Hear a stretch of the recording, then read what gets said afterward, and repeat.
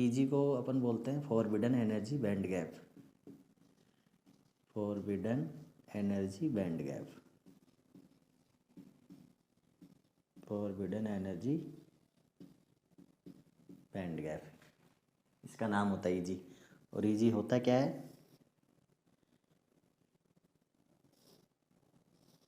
अगर ये मेरा ईवी है, ये मेरा ईसी है, तो इन दोनों के जो बीच का गैप है वो क्या होता है, ईजी होता है। ओके, यहाँ मेरा वैलेंस बैंड होता है, सॉरी यहाँ मेरा कंडक्शन बैंड होता है और यहाँ मेरा वैलेंस बैंड होता है। ये हाईएस्ट लेवल होता है, ये लोवेस्ट लेवल होता है। वैलेंस बैंड कंडक्शन बैंड की प्रॉपर्टीज़ अपन ने लास्ट क्लास में देख लिया था और यहाँ से अपन ने ईजी पहचान लिया था कि ईजी होती क्या भला है, और ईजी से अपनी जान पहचान हो गई। अब ईजी अपने लिए अननोन नहीं है, ये इससे अपन फेमिलियर हो चुके हैं। ठीक है, ईजी अपने को मालूम पड़ गया। और ईजी से अपन ने देखा था कि अगर मेरा ईजी 0 से बड़ा, 0 इलेक्ट्रॉन वोल्ट से एंड 3 इलेक्ट्रॉन वोल्ट से छोटा है, तो मेरा ये मटेरियल सेमीकंडक्टर होगा। Okay, semiconductor. और अपन ने ये भी बताया था मैंने कि सेमीकंडक्टर ही इलेक्ट्रॉनिक्स की जान है, सब कुछ है वो सेमीकंडक्टर ही है इधर। ठीक है, तो अपने को सेमीकंडक्टर मालूम पड़ गया था ईजी से कि ईजी अगर मुझे आप बता देंगे तो मैं बता दूंगा ये सेमीकंडक्टर है या नहीं है, ये मुझे इससे पता लग गया। नेक्स्ट मेरा जो अभी था ईजी का अपने को मालूम पड़ गया। ठीक है, ईजी से अपन बता सकते हैं कि सेमीकंडक्टर है कि नहीं है। अब सेमीकंडक्टर में एक नाम क्या है, कंडक्टर, कंडक्टर जिसको बोलते हैं चालक। कंडक्टर से यहाँ होता है कंडक्टिविटी, ये सब नाम कहाँ से आते हैं, कंडक्टिविटी से, कि वो उसकी कंडक्टिविटी क्या है। एक तो मैं ईजी से बता सकता हूँ कि वो मटेरियल क्या है। ठीक है, कोई भी जो मटेरियल है उसका टाइप है जो मैं ईजी से बता सकता हूँ कि वो कंडक्टर होगा या सेमीकंडक्टर होगा या इंसुलेटर होगा। एक मेरे पास है कंडक्टिविटी। ओके, कंडक्टिविटी से भी मैं बता सकता हूँ कि वो कंडक्टर होगा या सेमीकंडक्टर होगा या इंसुलेटर होगा। ओके, तो अपना जो ईजी अपन ने देख के मटेरियल को डिवाइड किया था, वैसे ही कंडक्टिविटी के बेसिस पे भी अपन मटेरियल को डिवाइड कर सकते हैं। और डिवीज़न वही 3 पार्ट में होंगे, इनकी कैटेगरी वही 3 होंगी, लेकिन कैसे कैसे होंगी उनके लिए कंडक्टिव, जैसे ईजी इनके लिए था कि इसके लिए 0 होता है, इसके लिए 0 से 3 और इसके लिए 3 से बड़ा, ऐसा डेटा है अपने पास। ऐसा ही कंडक्टिविटी का ऑर्डर भी इनके लिए क्या होगा। तो ये क्वेश्चन तो बहुत बार डायरेक्ट आ जाता है कि conductivity of conductor is highest, conductivity of semiconductor, then conductivity of insulator. वैसे क्या था ईजी, ये ऑर्डर क्या होता है, ऐसे होता है, ईजी ऑफ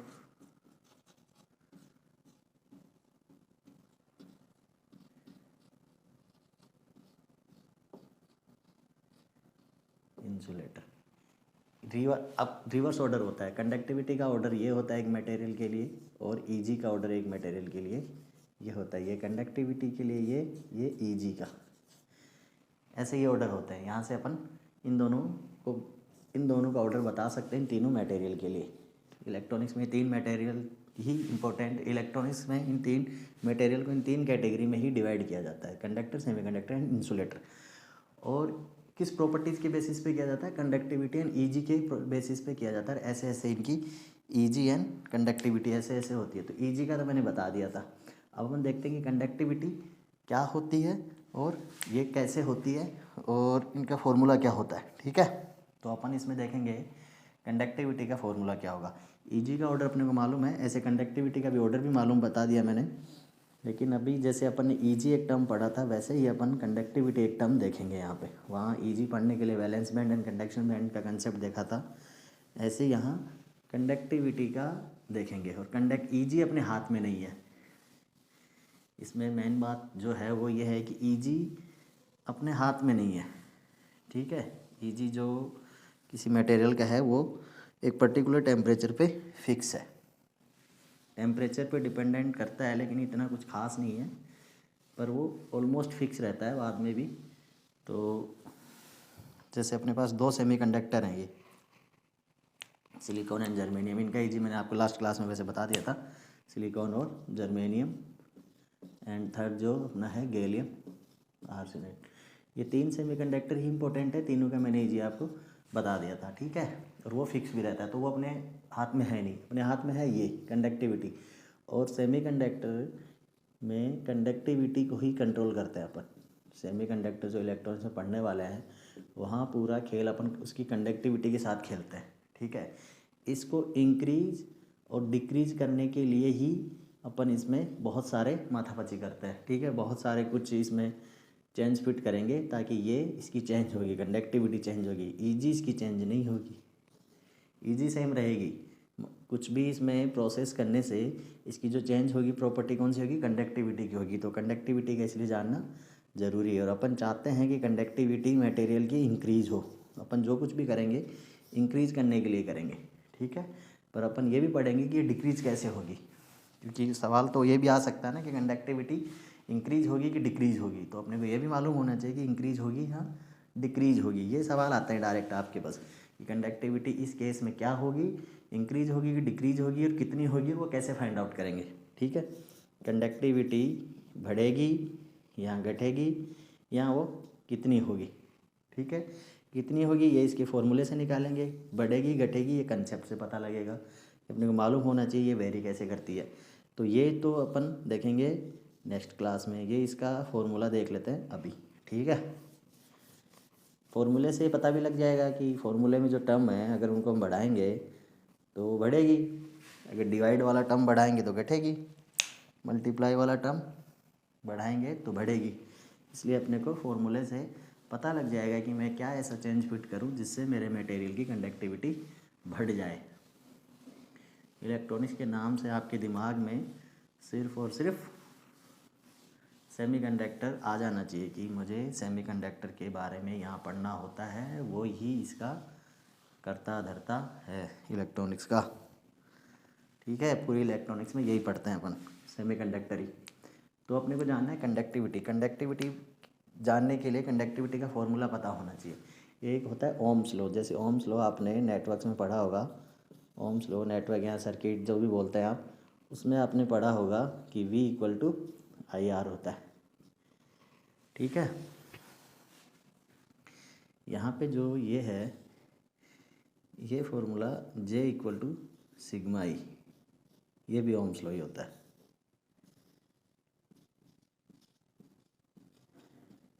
ये भी क्या होता है, ओम्स लॉ होता है, ओके। तो ओम्स लॉ अपने को पता लग गया कि ये जैसे ये होता है वैसे ये एक ओम्स लॉ होता है। इसका डेरिवेशन अपन कर सकते हैं, लेकिन अपने को यहाँ ज़रूरत नहीं है। अपने को ध्यान रखना है कि मेरा J=σE होता है। ज़रूरत पड़ा तो अपन अगली किसी क्लास में देख भी लेंगे, लेकिन अभी हाल फिलहाल आप इतना जान लीजिए। दूसरा जो फॉर्मूला यहाँ यूज होने वाला है वो होता है VD=μE। ये तो फॉर्मूला नहीं है, मतलब इसका डेरिवेशन नहीं है, इसका तो डायरेक्ट कंसेप्ट है ये कि VD is directly proportional to electricity, वो sorry electric field, E for electric field, ठीक है। तो यहाँ से मेरा VD बराबर, जो मैं अगर प्रोपोर्शनल साइन को हटाऊंगा तो म्यू आ जाएगा, μE, ठीक है। तो दो फॉर्मूले हो गए, है ना। ये दोनों फॉर्मूले आपको जानने हैं। ये तो डायरेक्ट फॉर्मूला है, इसको ड्राइव कर सकते हैं, ओके। अब इसमें पहले अपन सिंबल देख लेते हैं, क्योंकि मैं यहाँ पे सिंबल ही यूज़ करूँगा तो आप कंफ्यूज नहीं होना। इसलिए यहाँ पे 6-7 सिंबल है, वो मैं लिखते ही आपको समझ में आ जाना चाहिए कि मैं क्या लिख रहा हूँ। जैसे यहाँ पे मैंने पहले J लिख दिया, सिग्मा लिख दिया, E लिख दिया, VD लिख दिया, म्यू लिख दिया, मैं अभी N लिखूँगा, P लिखूँगा, कंडक्टिविटी का E लिख दिया मैंने, फिर मैं रेजिस्टिविटी का रो होगा, और वॉल्यूम चार्ज डेंसिटी का रो भी होगा, चार्ज ऑफ 1 इलेक्ट्रॉन Q होगा, ओके। म्यू में मेरे दो सिंबल हो जाएंगे, μN एंड μP, और NP मैंने बता दिया। ये इतने सारे सिंबल हैं, ठीक है। इन सिंबल का अपने को सबका मीनिंग पता होना चाहिए। J लिखते ही आपके दिमाग में आ जाना चाहिए करंट डेंसिटी, मतलब करंट पर unit volume, current per unit area, current density है ये, current per unit area, that is I/A, okay. Sigma ये होता है मेरा कंडक्टिविटी, सिग्मा किसका सिंबल होता है? कंडक्टिविटी का। ये सिंबल आपको मालूम होने चाहिए। ओके, ये सिग्मा हो गया। एक सिग्मा जो मैथमेटिक्स में होता है वो ये होता है, यहाँ वहाँ समेशन का साइन होता है, यहाँ इसका मतलब कंडक्टिविटी होता है। ठीक है, जिसके साथ अपन खेला खेलने वाले हैं। एक होता है ये E4 होता है इलेक्ट्रिक फील्ड। इलेक्ट्रिक फील्ड जो आपने इलेक्ट्रोस्टैटिक्स में पढ़ा होगा, किसी चार्ज की वजह से इलेक्ट्रिक फील्ड क्या होता है, इलेक्ट्रिक फील्ड और वोल्टेज में रिलेशन क्या होता है। इलेक्ट्रिक फील्ड और वोल्टेज का जो रिश्ता है वो यहाँ पे काम आता है ज़्यादातर। ठीक है, फिर अपना म्यू मैंने बताया। म्यू, हाँ, म्यू क्या होता है? मोबिलिटी। मोबिलिटी क्या होता है? Ability to move. मोबिलिटी के नाम में ही है, ability to move of a charge carrier. Charge carrier को मूव करने का जो उसका एबिलिटी है वो है। ये क्या होता है? किसी भी मटेरियल के लिए फिक्स्ड होता है ये। ठीक है, किसी भी मटेरियल के लिए फिक्स्ड होता है at a particular temperature, constant temperature पे। ठीक है, अगर उसका टेम्परेचर अपन चेंज नहीं करते हैं तो वो फिक्स होता है। और टेम्परेचर के साथ भी अपन इसका स्टडी नहीं करने वाले हैं। टेम्परेचर में इसमें एक रिश्ता होता है, ये होता है ये, जैसे जैसे मैं टेम्परेचर बढ़ाता हूँ वैसे वैसे मेरा मोबिलिटी कम होता है। ठीक है, और इसका कंसेप्ट भी समझ सकते हैं। टेम्परेचर बढ़ाने से उनके एनर्जी हाई हो जाएगी, इलेक्ट्रॉन एंड होल्स की इलेक्ट्रॉन्स की एनर्जी हाई हो जाएगी, तो वो इधर उधर मूव करेगा जिगजैग, तो वो उसका मूव करने का जो कैपेबिलिटी है वो कम हो जाएगा, टकराएगा ना, कोलिजन्स होंगी, तो इसकी वजह से इसका मोबिलिटी कम होता है। तो ये यहाँ लिख सकते हैं, as temperature increases implies mobility decreases. ठीक है, ये सब सिंबल अपने को मालूम होना चाहिए। This is the for increasing, this is the for decreasing, this is for the implies. Implies का मतलब क्या होता है? अगर मैं इधर कुछ कर रहा हूँ तो इधर क्या हो रहा है, इधर मैंने टेम्परेचर बढ़ाया, इधर मोबिलिटी डिक्रीज हो गई। इससे क्या होता है कि लिखने में भी आसानी होता है, अपने शॉर्ट नोट भी बना सकते हैं और एक लाइन में बहुत कुछ लिख सकते हैं। ठीक है, और जल्दी इजीली लिख सकते हैं। तो ये साइन अपने को मालूम होने चाहिए कि ऐसा ऐसा होता है अगर मैं ये कर रहा हूँ तो। और तो मोबिलिटी भी अपने हाथ में नहीं है, जैसे ईजी अपने हाथ में नहीं था वैसे ही मोबिलिटी भी अपने हाथ में नहीं है। ठीक है, इनमें से ये सब अपने बाकी चीज़ें हाथ में है, मोबिलिटी नहीं है। मोबिलिटी नहीं है। और ये क्यू ये भी फिक्स होता है, charge of A electron. Mobility में होल एंड इलेक्ट्रॉन की मोबिलिटी अलग अलग होगी। उसमें जान लीजिए कि होल की मोबिलिटी, इलेक्ट्रॉन की मोबिलिटी होल की मोबिलिटी से ज़्यादा होती है। इसका रीज़न क्या है? होल का मास इलेक्ट्रॉन के मास से ज़्यादा होता है। जो चीज़ भारी होती है उसको मूव करने में ज़्यादा दिक्कत आएगी ना, इसलिए होता है ये रिश्ता। ये रिश्ता भी आप याद रखिए, ये भी आपको डायरेक्ट किसी ना किसी एग्ज़ाम में मिल जाएगा। ठीक है, ये वाला रिश्ता मोबिलिटी के साथ, ये दो रिश्ते याद रखिए, बस आपका काम हो गया। ये दोनों रिश्ते अगर आपको मोबिलिटी के याद हैं तो आपका काम हो गया। आपको इसके अलावा कुछ याद रखने की ज़रूरत नहीं है मोबिलिटी में। ऐसे तो पढ़ने को बहुत कुछ है, लेकिन ऐसे सारा पढ़ के करना क्या है? पढ़ना तो वो है ना जो अपने एग्ज़ाम में आए, जिससे अपने प्रॉब्लम सोल्व हो। ऐसे आर्बिट का इधर उधर पढ़ने से फ़ायदा क्या? पढ़ना अपने को वही है जो एग्ज़ाम में आए और अपने क्वेश्चंस बन जाएं और अपने को नंबर आ जाए और अपना सिलेक्शन जहाँ अपन चाहते हैं वहाँ हो जाए, बस इतना ही टारगेट अपना ना। ऐसे तो चाहो तो मोबिलिटी के ऊपर बहुत कुछ है, लेकिन वो पढ़ना नहीं है। अपने काम का इतना है कि ये फिक्स होती है, टेम्परेचर के साथ वेरी करती है, और इलेक्ट्रॉन होल की मोबिलिटी में ये रिश्ता होता है। ये रिश्ता होने की वजह ये है कि होल के साथ ही ध्यान रखिए। ऐसे लगता होगा कि होल का मास नहीं होगा, लेकिन होल का मास, इफेक्टिव जो होल का मास है वो इलेक्ट्रॉन के मास से ज़्यादा होता है। तो जो चीज़ भारी है उसको मूव करने में ज़्यादा समस्या आएगी। अब भारी पत्थर को धक्का मारने में, हल्के पत्थर को सरकाने में फ़र्क तो है ना, वो सेम चीज़ है। यहाँ पे मास कम है इलेक्ट्रॉन का, इसलिए इसकी मोबिलिटी ज़्यादा है। ठीक है, ये हो गया मोबिलिटी। अपने बाकी सिंबल क्या थे? N N P. हाँ, ये और देख लीजिए आप, एन एन पी क्या होता है। देखिए, एन और पी होता है per unit volume charge concentration. Per unit volume carrier concentration होता है। 4 से मल्टीप्लाई करेंगे तो चार्ज आ जाएगा पर यूनिट वॉल्यूम। लेकिन ये क्या होता है? कैरियर कंसंट्रेशन होता है। N for electron concentration per unit volume. एक यूनिट वॉल्यूम में कितने नंबर ऑफ इलेक्ट्रॉन है ये बताएगा मेरा एन। क्योंकि कोई भी जो मटेरियल है उस मटेरियल में अपन पर यूनिट वॉल्यूम बात करेंगे इसमें। ठीक है, जो अपने सॉलिड मटेरियल होंगे, जैसे सेमीकंडक्टर मटेरियल है तो सेमीकंडक्टर मटेरियल का मैं पर यूनिट वॉल्यूम की बात करूँगा। कि मटेरियल है तो उसका 3D डायग्राम होगा, तो 3D में होगा ना वो मटेरियल। जैसे ये है, ये 3D में तो है। कोई भी चीज़ है जो सॉलिड वो 3D में होगी। अगर वो यूजफुल है तो ये 3D में होती हैं। और 3D में फिर अपन पर यूनिट वॉल्यूम लेते हैं, तो पर यूनिट वॉल्यूम में बात करेंगे एन क्या हो गया यहाँ पे? एन हो गया मेरा इलेक्ट्रॉन कंसंट्रेशन। हाँ ये और ध्यान रखिए, ई को ऐसे रिप्रेजेंट करते हैं इलेक्ट्रॉन से और होल को एस से, ठीक है। तो ये क्या हो गया इलेक्ट्रॉन कंसंट्रेशन, और पी क्या हो गया hole concentration, hole concentration per unit volume, ठीक है।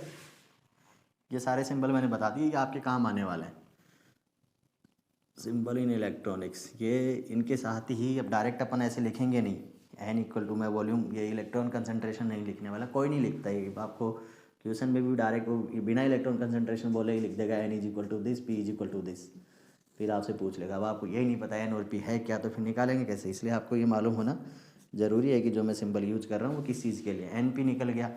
रो क्या होता है, रो तो आपने पढ़ा ही होगा। Rho is the resistivity, resistivity is the opposite of conductivity, it is the opposite of conductivity. तो रेजिस्टिविटी अपने को मालूम चल गया। और रो भी बता देता हूँ, एक रो भी जैसे एन क्या है कि नंबर ऑफ चार्ज कैरियर पर यूनिट वॉल्यूम है, ऐसे ही चार्ज कैरियर को मैं अगर 4 से, जैसे मैं बोलूँ कि 1 यूनिट वॉल्यूम में मेरे पास 10 इलेक्ट्रॉन है, तो मुझे बताओ उधर कितना चार्ज है। तो 1 इलेक्ट्रॉन का चार्ज मालूम है, उस चार्ज को अगर मैं 10 से गुना मल्टीप्लाई कर दूंगा तो मेरे को, जैसे मैंने बोल दिया कि पर यूनिट वॉल्यूम मेरे पास एन है इलेक्ट्रॉन, और मैं उसको 4 से मल्टीप्लाई कर दूँ तो ये क्या आ जाएगा मेरा वॉल्यूम चार्ज डेंसिटी पर यूनिट वॉल्यूम, मतलब चार्ज पर यूनिट वॉल्यूम। तो चार्ज डेंसिटी बोल सकते हैं इसको, चार्ज पर यूनिट वॉल्यूम। ओके, ये चीज़ें अपने को मालूम चल गई अभी। चार्ज पर यूनिट वॉल्यूम हो गया, म्यू एन म्यू पी। ये सारे सिंबल थे, ये सिंबल याद होना बहुत ज़रूरी है, आपको मालूम होना चाहिए कौन सा सिंबल किस चीज़ के लिए। एक बार देख लेना, इनको लिख लेना भले ही, और 2-4 बार यूज करेंगे तो अपने आप फिर याद हो जाएंगे, फिर आपको इसमें दिक्कत भी नहीं आएगी। और बहुत सारे तो आपको पहले से मालूम ही होंगे, ठीक है, लेकिन फिर भी एक बार मैंने बता दिया कौन सा सिंबल किसका है। अब इन डायरेक्ट ये सिंबल ही अपन यूज़ करेंगे, 5-6 बार आप भी यूज करना, इनको पढ़ेंगे, लिख लेना कहीं, तो आपको एकदम पक्का याद हो जाएंगे, ठीक है। और अपना मेन पर्पज़ जो इस लेक्चर का, पिछले लेक्चर का था, पिछले लेक्चर में क्या था ये ईजी, और इस लेक्चर में क्या है कंडक्टिविटी। कंडक्टिविटी बताने के लिए मैंने आपको कुछ सिंबल्स बताए हैं। अब सिंबल से कंडक्टिविटी का फॉर्मूला जनरेट करेंगे। कंडक्टिविटी का फॉर्मूला ड्राइव करने के लिए ये 2 फॉर्मूले आपको मालूम होने चाहिए।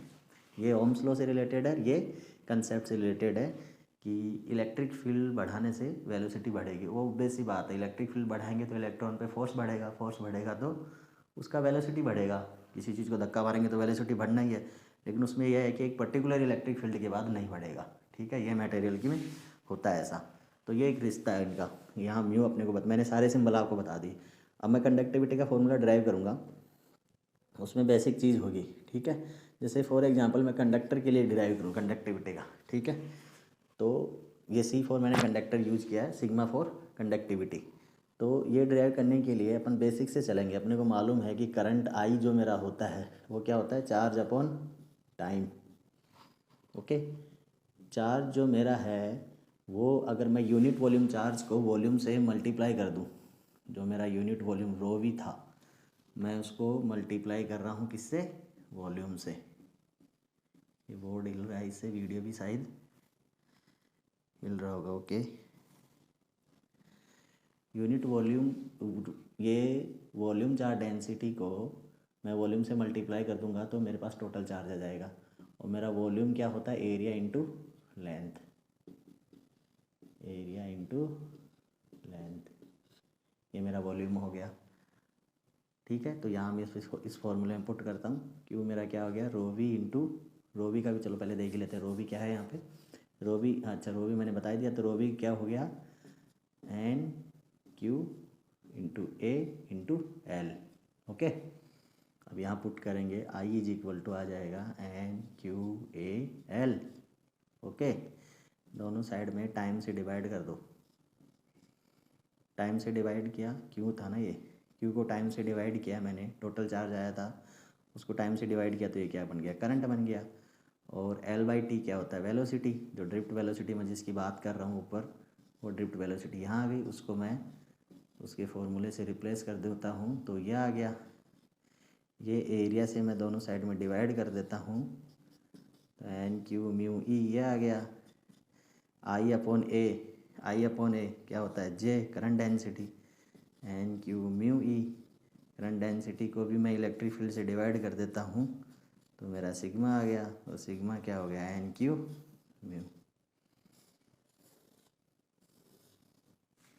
ये अपना कंडक्टिविटी का फॉर्मूला आ गया।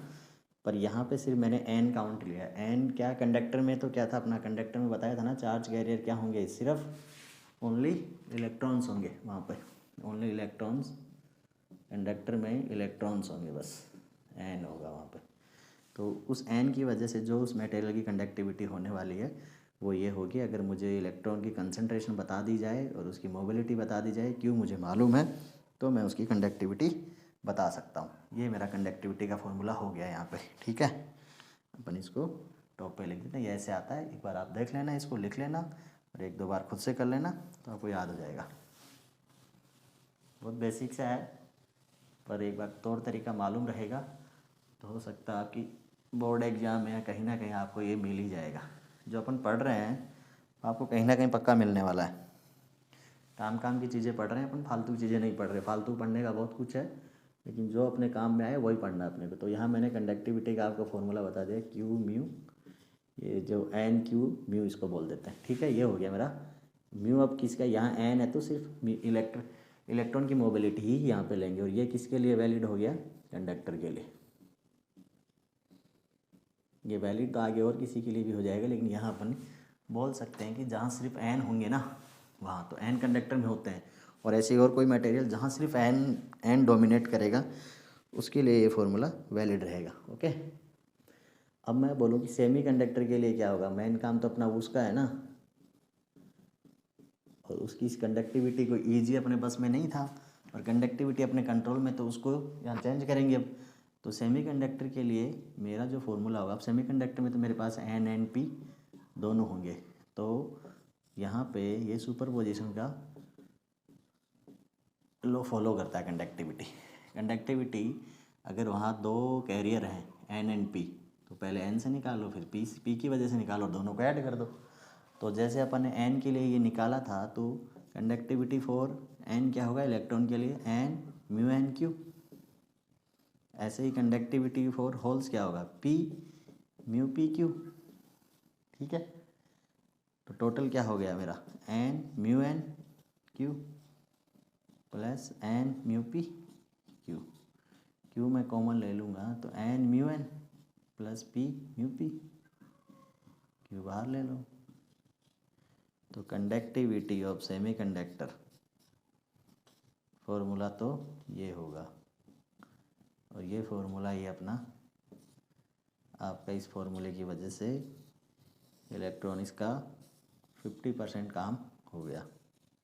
यहाँ तक 50% काम आपका हो चुका है। ये फॉर्मूला आपके लिए बहुत काम का चीज़ है, ये रामबाण है आपका। बस ऐसे समझ लो कि इनमें से इससे पक्का क्वेश्चन आने ही आना है, क्योंकि यही है, यही पढ़ना होता है। ये इसी पे इसमें जो टर्म है उन्हीं के साथ अपन खेला खेलते हैं। इसमें टर्म क्या है, म्यू एन और म्यू पी, तो ये सॉरी यहाँ म्यू पी आएगा ना, म्यू एन और म्यू पी तो मैंने बताया दिया कि फिक्स होते हैं पहले से ही, mu N mu P fix और क्यू फिक्स। बचा क्या, एन एंड पी। तो इस एन और पी के साथ खेला खेल के, इनको वेरी करके, इनको चेंज करके, कैसे तैसे भी कोई भी तरीका लगा के ये वाली जो कंडक्टिविटी है इसको अपन चेंज करेंगे। चेंज क्या मतलब, चाहेंगे कि ये मैक्सिमम हो, जितनी ज़्यादा हो सके उतनी ज़्यादा हो, ठीक है। इस फॉर्मूले से भी चलो ये बाद में देख लेंगे कि ये मैक्सिमम होने के लिए एन और पी क्या होने चाहिए, ये अपन बाद में देख लेंगे, ठीक है। एन और पी में रिश्ता क्या होता है ये भी अपन बाद में देखेंगे अगले वीडियो में। अभी इस वीडियो में यहाँ तक देखते हैं। एक वीडियो में एक से ज़्यादा ज्ञान दे देंगे तो फिर आपके काम का भी नहीं रहेगा और आपको याद भी नहीं रहेगा, ठीक है। ये मैंने कंडक्टर के लिए बता दिया था। अब सेमी कंडक्टर के लिए जो मेरा फॉर्मूला आया वो क्या आ गया, N mu N P mu P and Q. अपन बहुत शॉर्ट वीडियोस बनाएंगे ताकि आप आराम से देख भी सकें और कुछ सीख भी सकें एक साथ में। 5-6 चीज़ें मिक्स कर देंगे तो आप एक सीखेंगे दूसरी भूल जाएंगे। आज सीखने का मतलब था, पिछले में सीखने का था ईजी क्या होता है, ईजी का ऑर्डर क्या होता है। आज था ईजी अपने कंट्रोल में नहीं है तो इसको जाने दिया, पर ये पता कर लिया कि होता क्या और कैसे आता है, ठीक है। क्या ईजी बोलते हैं मेरे दिमाग में पिक्चर बन जाएगा क्लियर कि ये वाला है ईजी। दूसरा अपना ईजी जैसे एक टर्म है कंडक्टिविटी, वो भी उसका ऑर्डर क्या होता है, और ये अपने कंट्रोल में है। तो इसको कंट्रोल कैसे करेंगे वो जानने के लिए पहले इसका फॉर्मूला ड्राइव करना ज़रूरी था। वो फार्मूला मुझे इसका मालूम पड़ गया, उसका डेरिवेशन भी आप देख लेना, वो कहीं पूछ सकते हैं आपसे, बल्कि ये सब जो ऑब्जेक्टिव एग्जाम है वहाँ तो पूछने से रहे, ठीक है, लेकिन वो मालूम होना चाहिए। तो ये मेरा निकला है। अब यहाँ पे इसमें एन एंड पी दो ही वेरिएबल है, ठीक है, बाकी मेरा म्यू एंड क्यू ये मेरे हाथ में नहीं है। म्यू भी फिक्स है, क्यू भी फिक्स है, म्यू टेम्परेचर के साथ करता है, लेकिन यहाँ उसको फिक्स मान के चलो आप, ठीक है। तो एन एंड पी को अब इस एन और पी के साथ ही अपने को काम करना है, ठीक है, ये मुझे चेंज फिट करना है एन और पी में।